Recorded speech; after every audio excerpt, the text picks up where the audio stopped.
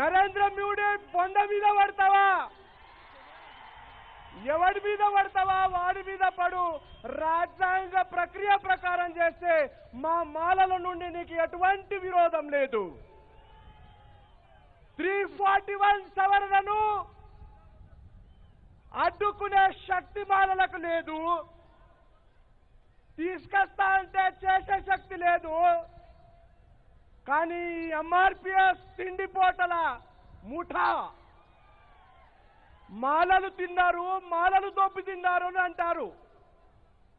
ఏం తిన్నదే నీది? ఏముంది నీ దగ్గర తినడానికి? నువ్వు ఇదే గ్రౌండ్ లో నరేంద్ర మోడీని తీసుకొచ్చి సుప్రీంకోర్టు ద్వారా దొంగ మార్గాన ఆ గైడ్ లైన్స్ తీసుకొచ్చావు కదా. ఈ దేశంలో అత్యధిక శాతం రాష్ట్రాలు బీజేపీ పాలనలో ఉన్నాయి. అదే నరేంద్ర మోడీ దగ్గర వెళ్ళి 50% రాష్ట్రాల అసెంబ్లీలో బిల్లును ఆమోదించు. మాకు ఏ విరోధం లేదు. గతం నుండి నేటి వరకు ఈ తిండిపోతూ దొంగల ముఠా మాలల్ని అవమానిస్తూ మాలను దోచుకున్నారు, మాలను దొబ్బి తిన్నారు అని మాలల్ని ఎంత నిర్వీర్యం చేశారంటే, మిత్రులారా ఆలోచించే విషయం ఆలోచిద్దామా? ఒక చదువు లేనోడు, 4వ తరగతి కూడా చదువు లేనోడు మమ్మల్ని బోనులో నిలబెట్టే ప్రయత్నం చేస్తే ఈ 30 సంవత్సరాలు సహించాం. ఇప్పుడు సహిద్దామా? ఏం చేద్దాం? బొంద పెడదాం, బొంద పెడదాం. వాడి అబ్బాది తినట్లేదు, వాడి అయ్యాది తినట్లేదు. రాజ్యాంగం నాకు ఇచ్చిన హక్కును నేను వాడుకుంటున్నా. నీకు చేసేది ఉంటే భారత రాజ్యాంగ ప్రక్రియ ప్రకారం చేసుకో, నాకు ఎటువంటి విరోధం లేదు. కానీ దొంగ మార్గాన వచ్చి మాలలు దోచుకున్నారు, మాలలు దొబ్బు తిన్నారంటే అసలు వదిలేదే లేదు, వదిలే ప్రసక్తే లేదు. నీకు చేసేది ఉంటే చట్టబద్ధంగా చేసుకో. ఈ సభాముఖంగా చెప్తున్నా, మాలలు సంఖ్యలో తక్కువ అన్నారు, తడుస్తే ఏం కారండి. ఒక విషయం గుర్తుపెట్టుకోండి, 30 సంవత్సరాల అవమానాలకి సమాధానం. మీరు తడిస్తే కరిగిపోతారా? మట్టితో అయ్యారా? కరగరు అన్నప్పుడు తడుస్తే భయపడాల్సిన అవసరం లేదు. ఇది 30 సంవత్సరాల నిశ్శబ్దతకు సమాధానం.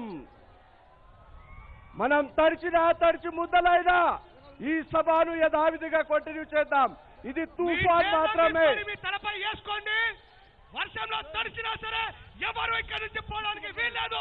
మన సత్తాయంతో చాటి చెప్పుదాం. ఇది మన సమయం, గుర్తుపెట్టుకోండి. 30 సంవత్సరాల నుండి నిన్ను సహించాం. 30 సంవత్సరాల నుండి మా సోదరులే కదా అని మేము తెర మీదికి రాలేదు. మాకు శక్తి లేక కాదు, మాకు దమ్ము లేక కాదు. నువ్వు గెలిచావు కాబట్టే ఈ రోజు మేము వచ్చాం. ఈ సభతో అంతం కాదు. మాలలు మొదలు పెట్టారు, మొదలు పెడితే ఈ దేశం తరమే కాదు వాళ్ళని అడ్డుకోవడం. భీమా కోరేగావ్ సాక్షిగా 28 మంది పేష్వా బ్రాహ్మణుల సైన్యాన్ని నరికిన చరిత్ర మనది. కాబట్టి ఈ సభ ఎవరికి విరోధం కాదు. నాది రెండవ అంశం. నా రెండవ అంశం ఏమిటంటే, సుప్రీంకోర్టు గైడ్ లైన్స్ ఇవ్వగానే మన రాష్ట్ర ముఖ్యమంత్రి వర్యులు గౌరవనీయులు రేవంత్ రెడ్డి గారు అసెంబ్లీలో ప్రకటన చేస్తారు, మొట్టమొదటగా నేనే ఇంప్లిమెంట్ చేస్తా అని. రేవంత్ రెడ్డి గారు మీకు ఒక రాష్ట్రానికి ముఖ్యమంత్రి.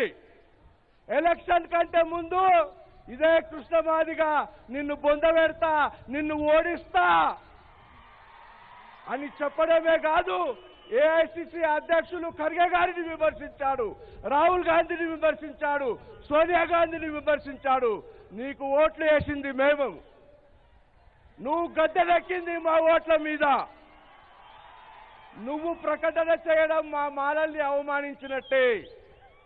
రేవంత్ రెడ్డి గారు ఈ సభాముఖంగా ఒకటే ఒక రిక్వెస్ట్, ఈ దేశంలో ఉన్న బీజేపీ పాలిత రాష్ట్రాల్లో మొదటగా వర్గీకరణ చేయమనండి, ఆ తర్వాత మీరు చేసుకోండి.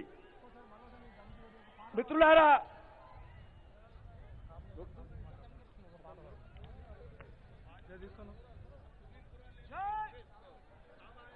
హలో, జై మాలా, జై కాబట్టి ఒకటే విషయం గుర్తుపెట్టుకోండి, మన మౌనాన్ని విడుద్దాం. మన మౌనాన్ని విడుద్దామా? మన నాయకులు మన కొరకు వచ్చారు.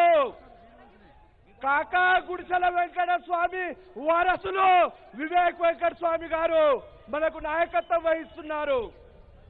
గౌరవనీయులు నాగరాజు సార్ ఆధ్వర్యంలో, గౌరవనీయులు వినోద్ సార్ ఆధ్వర్యంలో వాడన్నాడు, మాలలు నోరు విప్పాలి.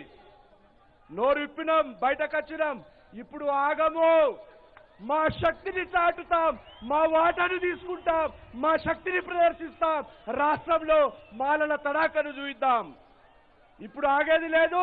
ఈ పోరాటం ఇది మొదలు మాత్రమే, దీని తర్వాత ఇంకా పోరాటాలుంటాయి. కాబట్టి మిత్రులారా, ఈ తుఫాన్ వర్షమే, మీరు ఎక్కడ భయపడాల్సిన అవసరం లేదు. ఇది ఎక్కువగా ఉండదు, అత్యంత స్వల్ప కాలంలో ఆగిపోతుంది. దయచేసి ఎవరు కూడా ఇక్కడ నుండి కదలొద్దు. ఈ సభను విజయవంతం చేయాలని మరొకసారి వేదిక మీద ఉన్న పెద్దలందరికీ, ఇక్కడ వచ్చేసినటువంటి సమతా సైనికులకు, నా మాల రక్త బాంధవులందరికీ ఉద్యమ జైభీములు తెలుపుతూ సెలవు తీసుకుంటాను. జై భీమ్, జై భీమ్. ఇట్లా మాట్లాడితే కాదు. మనం నీరెడ్డి కాలం, నీళ్ళకి భయపడతాం, వర్షానికి నీరెడ్డి కాలం. జై భీమ్.